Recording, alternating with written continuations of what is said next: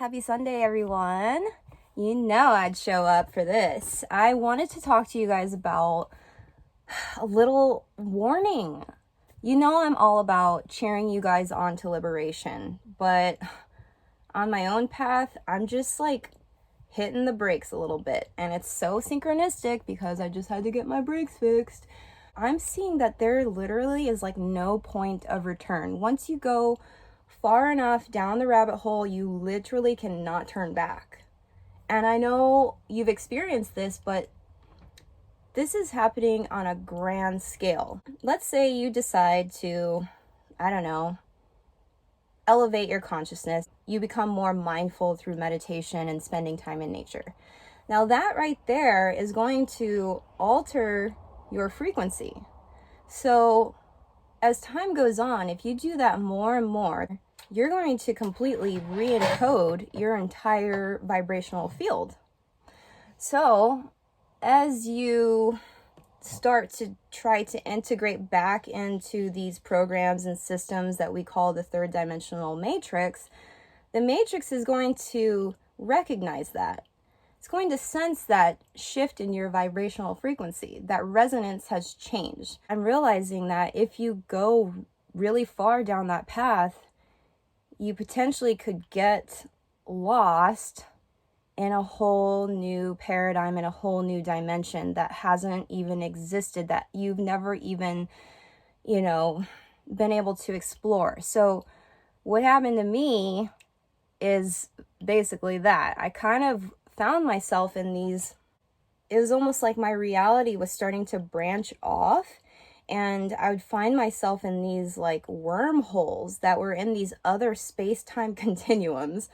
And I'm telling you, this stuff is scary when you're trying to make sense of reality and you're seeing the world differently and no one's showing up as, that mirror that you need. So you're kind of just lost within your internal world, experiencing all this, all this expansion, and it's hard to navigate. It's hard to map it out and define exactly where you truly are, especially like I said, when your family and your friends, they don't really recognize your frequency. They don't really know where you're at. If you're disciplined and you're devoted and you want to liberate, you want to be free on a spiritual level, a mental, emotional, physical level, this is what we have to understand, is that we are going into uncharted territories. I mean, we're going back to source, which is our most familiar place, but getting there, taking these detours, maybe like these little tributaries that we have to flow down, this is all unfamiliar. So we have to become comfortable with not knowing all the answers. We have to be able to be strong enough to walk in our mission, to know who we truly are, so that when we get faced with the opposition, and you guys know I talk about this a lot, it's just a test that is going to strengthen our will.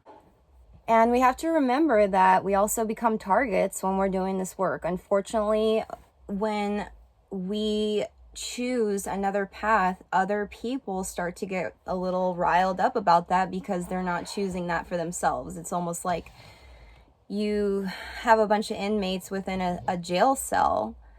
They can distract themselves for a time being and pretend that they're not, being enslaved. But as soon as somebody walks on the outside of those bars, you better believe it, they're going to start rattling their cages. And that's what's happening. And that's the warning that I wanted to give to you. Sometimes we will try to integrate into circles that we've outgrown.